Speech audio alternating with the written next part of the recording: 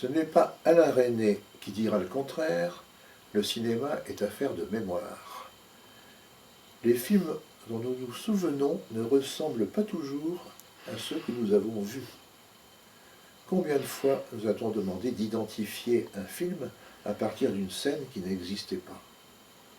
La mémoire du cinéphile est malléable, extensible, souvent trompeuse. J'ai moi-même publié un petit volume intitulé « Je me souviens du cinéma ». Malgré ma vigilance, mon manuscrit contenait 2 ou 3 erreurs.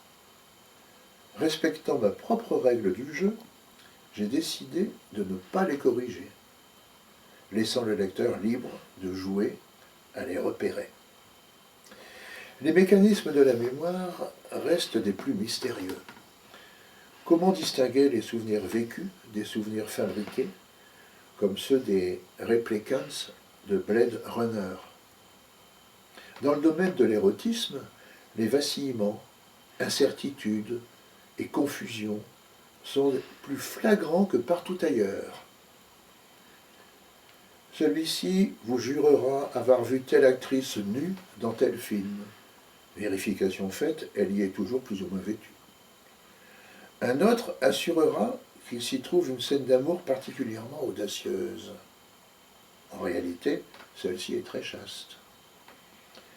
C'est probablement que sur le souvenir, plus ou moins fidèle, se greffe le fantasme esquissé avant, pendant et ou après la projection du film.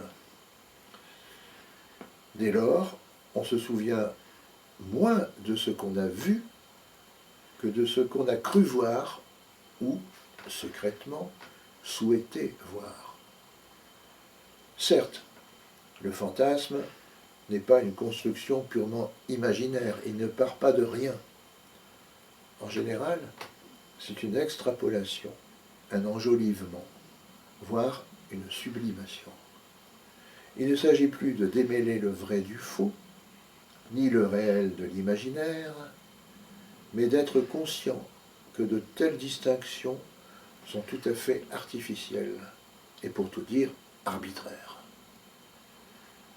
Quand l'imagination pallie les défaillances de la mémoire, le processus fantasmatique se met en branle. Nul ne sait jusqu'où il peut nous mener.